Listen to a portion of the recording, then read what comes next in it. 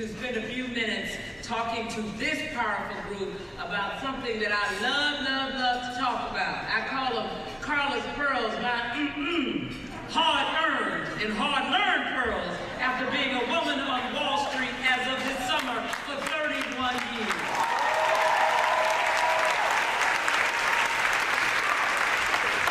God is indeed good all the time, and all the time God is good.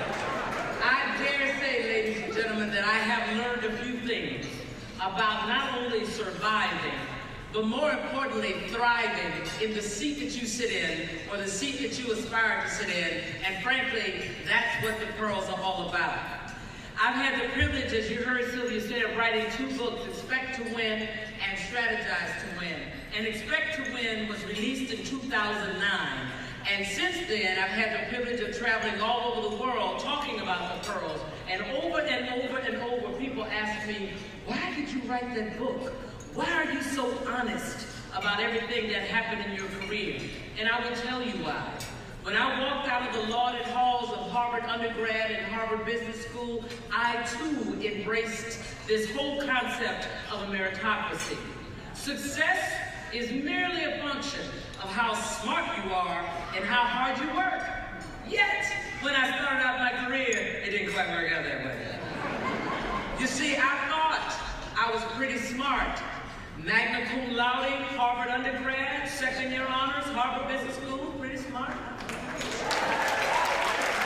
I'm from the South, so I knew there were very few of those boys in the Northeast that could outwork me. You cannot outwork Carla Harris.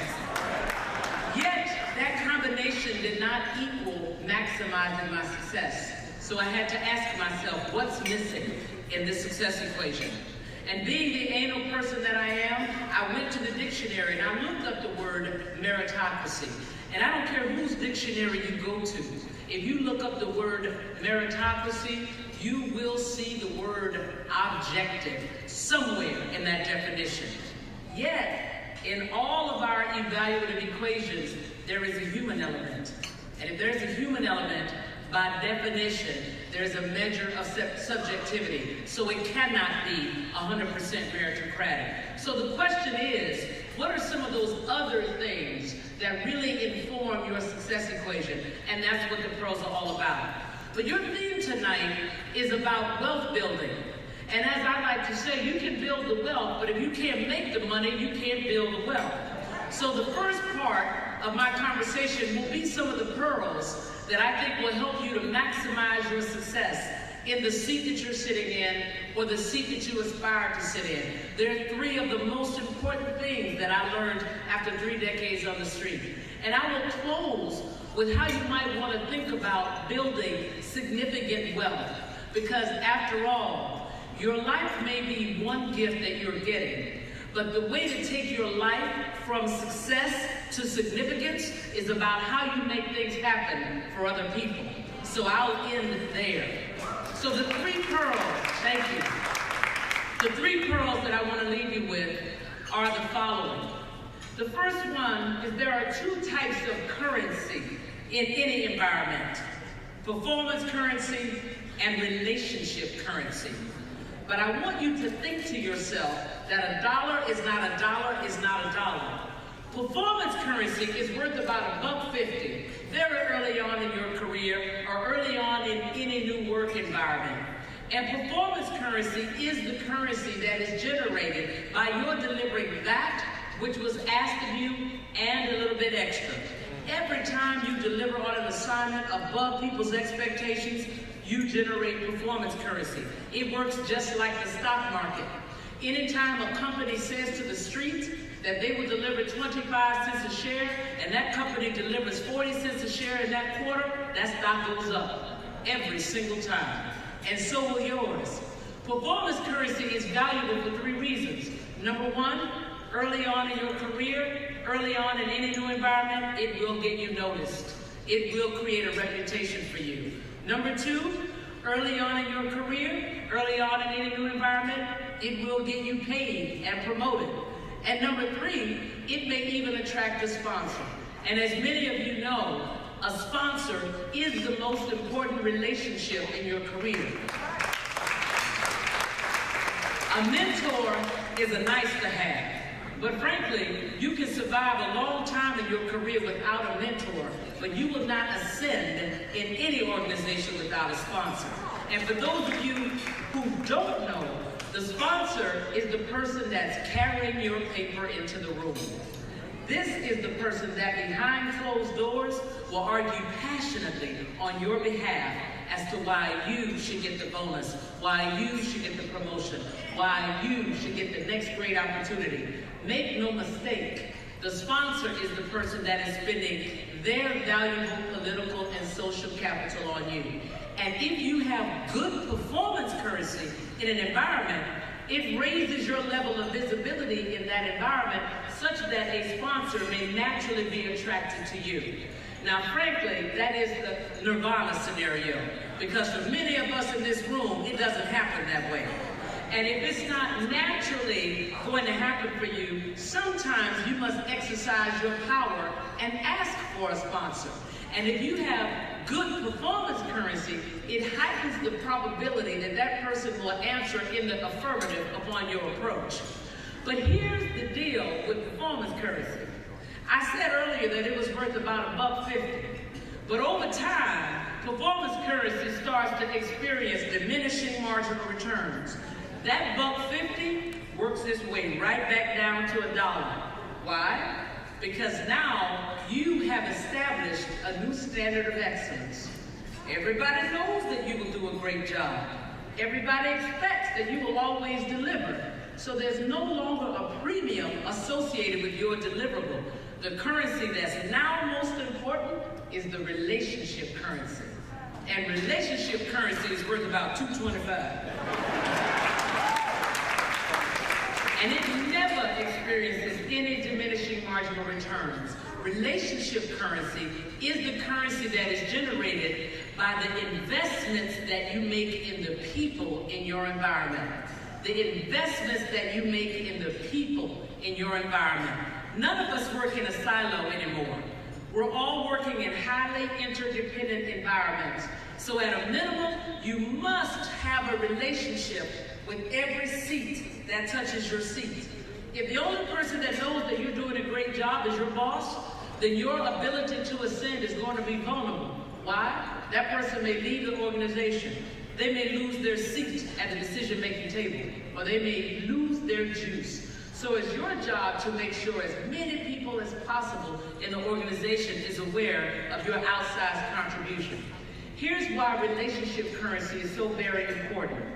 Your ability to ascend in any environment will be a function of somebody's judgment. Judgment about whether or not you're ready. Judgment about whether or not the team will follow you. And judgment about whether or not you will ultimately be successful. And ladies and gentlemen, judgments are directly influenced by relationships. And if you aren't with me yet, let me give you my last piece of evidence. Everybody in this room has power. Hard-earned, personal, influential currency. But I ask you, ladies and gentlemen, how many people in this room will use their hard-earned, personal, influential currency on somebody that they do not know? Exactly.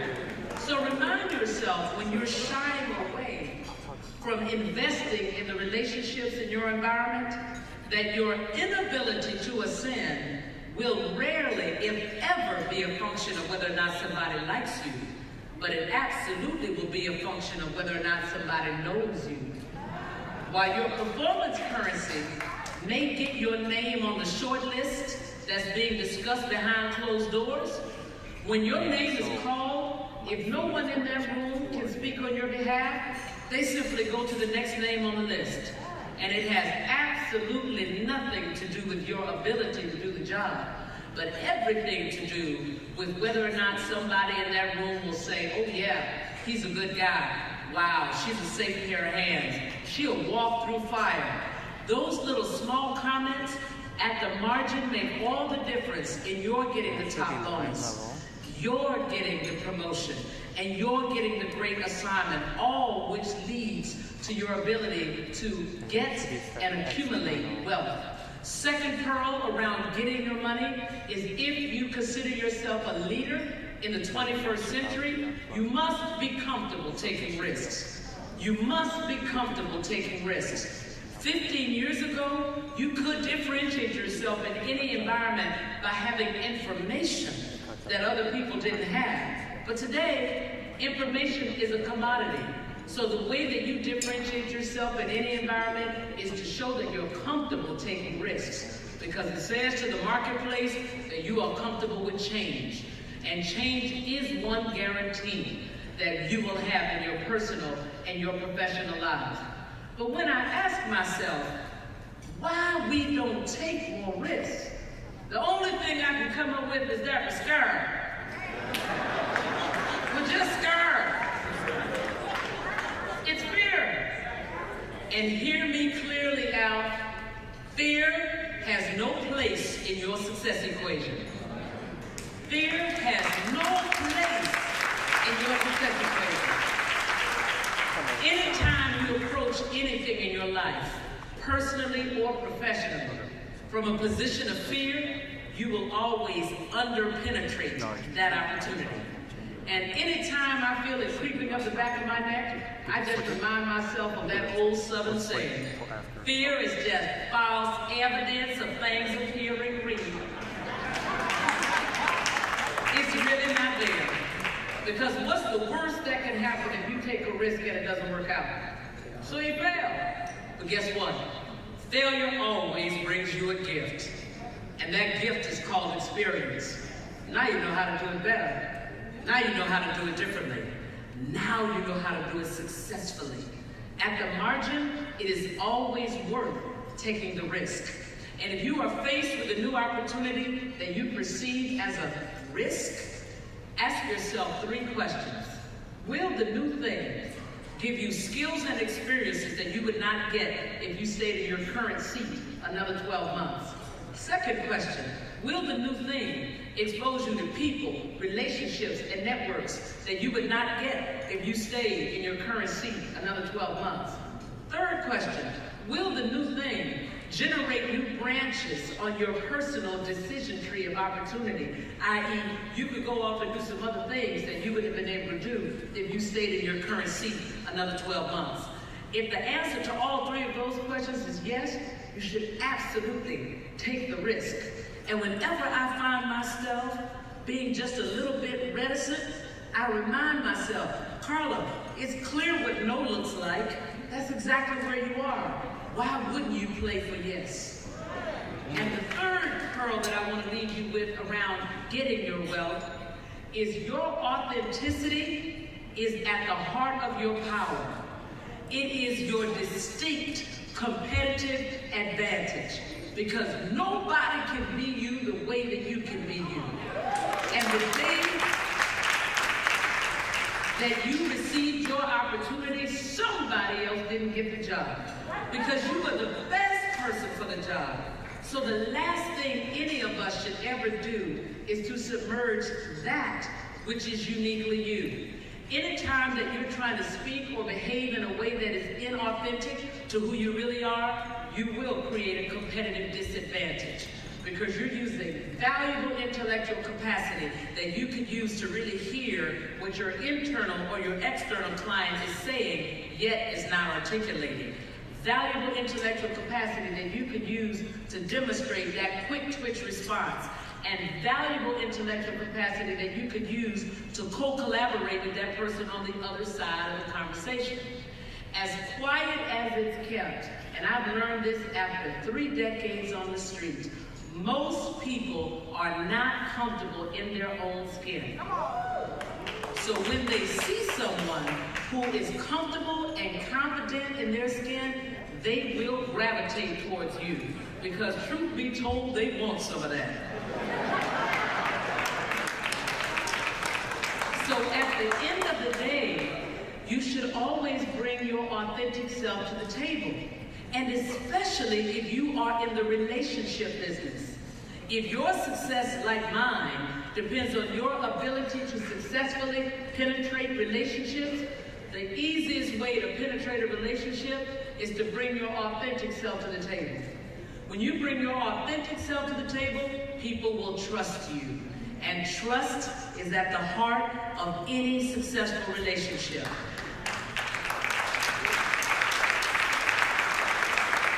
As you heard from Sylvia, I am a singer. I've done 5 sold-out concerts at Carnegie Hall and 3 CDs. But when I first started as an investment banker, I didn't want anybody to talk about the fact that I was a singer. I wanted to be known as a no-nonsense, hard-driving, analytical, quantitative investment banker. I'm not here to sing and dance, boys. Let's not get it twisted. Until I saw the client reaction.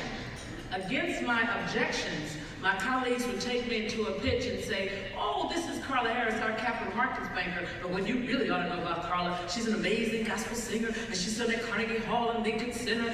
And I'm just rolling my eyes until I saw the reaction. Oh, you're a singer. I so admire people who can sing, and I personally love to sing, but my family will only let me sing in the shower. And maybe you can talk to my daughter about how she integrates her love of the arts and her academics. And there we were, having a 15-minute meeting before the meeting. Are you with me now? The meeting before the meeting. So when I sat down to pitch, they heard me with a different ear. They saw me through a different lens. Because Carla Harris, the singer, was allowed to be in the room with Carla Harris, the banker, I naturally differentiated myself from the other 5 bankers that will come in there and pitch that same IPO that afternoon. So now, whenever I go into a new situation, I bring Carla Harris, the investment banker. I bring Carla Harris, the prayer warrior. I bring Carla Harris, the investment manager. I bring Carla Harris, the speaker. Carla Harris, the writer. Carla Harris, the singer. Carla Harris, the mother. Carla Harris, the golfer. Carla Harris, the football fan. I bring all those Carlas to the table. Because I don't know which Carla will be the one that will connect and allow me to own that relationship in a proprietary way. And if you are in the leadership seat, ladies and gentlemen, as every single one of you are, it is imperative that you bring your authentic self to the table. Because when you bring your authentic self to the table, you motivate and inspire those who are working with you to bring their authentic selves to the table. And anytime any of us is in an environment where we can be who we really are, we will always outperform. And that will now accrue to your success in the leadership seat. And as I close, assuming now that you have deployed those pearls and you have maximized your success in the seat that you're sitting in or the seat that you aspire to sit in, and you have excess money that you can now define as wealth, let's talk about how you grow it. And let's talk about how you protect it. Number one, make sure that if you are in a seat that is helping you to generate a lot of wealth, that generally means that you are quite busy and you don't have the time to deploy your money appropriately. Get some help. Get some help. Now, you all know that I'm an investment banker and I'm with one of the best wealth management firms in the country, Morgan Stanley. Excuse me. And while you might say that it's a shameless plug, I will tell you that as an investment banker for 20 years, I did not have the time to truly invest my money in the right way. And because I was privy to non-public information, I didn't want to be in and out of the market and then get tagged with investing in something that I knew something about or should have known something about. So I didn't do it. But in retrospect, having an advisor that could have segregated that would have probably given me even greater returns. So if you're busy, get some help. Get an advisor. It is a complicated environment that we're in, so make sure that you get somebody to help you think through that so that you can maximize your returns. The second thing that I'm going to tell you is be very careful about being the human ATM. Okay? And that's real for our communities because many of us are the first ones and maybe the only ones that's being able to generate wealth. But remember that you are not responsible for other people's choices, right? And the best thing that you can do for those that you connect with is to help them understand how you got there and to enable them to get theirs. As the old saying goes, it's one thing to give a man a fish, but it's another thing to teach them how to fish. And if we have no other responsibility to our communities, it's to pass on the knowledge that we have about how to get to the job, how to sustain the job, how to ask for what we're worth, and then how to invest the money. You must share, because that's how we can amplify and multiply the wealth in our community. And the last thing that I want to tell you is to invest in the community. While I'm a big fan of investing in stocks and bonds, I'm also a big fan of investing in the community. In this low interest rate environment that we have been in for the last decade, there are lots of opportunities to invest in the daycare center, in the barbershop, in the nail salon, in the retail company that is being formed in your communities where people have trouble getting access to capital. And in many cases, the amount of capital that they need is $5,000, $2,500, $10,000. And the kind of due diligence that you must do on those investments is not dissimilar of the due diligence that you would do on a stock. You try to look at the company. You take a look at the management team. Is this management team going to deliver what they said they were going to deliver on their last quarterly call? Where are the gaps in the model? Where are the vulnerabilities? Who's their competition? Those are the same questions that you may ask. You're in the community. You see the most popular barbershop. You see the tech hub. You have connections where you can check up on people. And once you feel comfortable that that person will deliver that which they said they will deliver, then you can negotiate a deal. And I will tell you that in many cases you can get 5%, 8%, 10% on your money when you are getting less than 1% in the bank. So I say to you, look at some of these opportunities that are around you. I have the privilege of running an innovation lab at Morgan Stanley, where we are focused on entrepreneurs of color. And I will tell you, there's some of the most amazing entrepreneurs that I've met in my 30 years. And I'm so excited that we have the opportunity to give them cash, content, and connect them to some of our larger clients. And I'm looking at some of these companies, and people talk to me about how do you build wealth. Some of these companies need $25,000, $50,000. Now, ladies and gentlemen, let me take you back 16 years. The company that we all know as Facebook did not exist. Instagram did not exist.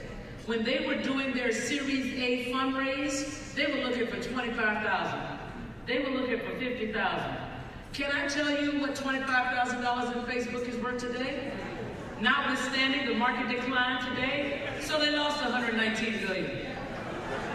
Well, they're still one of the top 5 capitalized companies in the world. So 25, 50, look at some of these young people who have these outstanding companies, and they need you, by the way. While we all aspire to be on corporate boards, these young companies have opportunities for your expertise if you've been, as my good friend mentioned, 20 years at Target. If you've been 25 years at General Mills, they know what they have built, but they don't know how to build a culture. They don't know how to manage from 4 people to 40. They don't know what to do when it goes to 400. They don't know what to do when they have 600% growth year over year. Those are the kinds of statistics that we're talking about.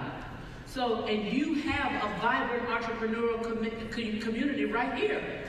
So if you really want to build wealth, pull together 5,000 each, 25 in a company, 10,000 each, 50,000 in a company. Some of these companies will have M&A takeouts, and some of them will get to the public market. Either way, you get a multiple on your money, not single-digit returns. So that's how you can build significant wealth. The market is one thing, but invest in these entrepreneurs of color who so desperately need the capital and don't have access to the capital. And if you don't know how, listen to Access and Opportunities. It's a new podcast that I just released with Morgan Stanley, giving you a playbook on how to do it. So no longer will you be able to say, I don't know how to do it. The whole goal was to put a playbook in the marketplace for those who think there is outsized risk in investing in the community. And as I close, I tell you that the most important component of anybody's success equation is an expectation that you will win. You have to know that you know that you know that everything that you have done heretofore has uniquely informed your ability to maximize your success. But if you want to maximize your success, you must exercise your power. And you must use your tool chest. 3 things in our tool chest: intellectual content, your experiential learning, and your network. This network is one of the most powerful networks in this country. We should leverage each other's expertise, leverage each other's relationships, and leverage each other's capital to create real wealth. It's not about mine, it's not about yours, it's about ours. And ours is so much more powerful. And with that, I say thank you very much, ladies and gentlemen.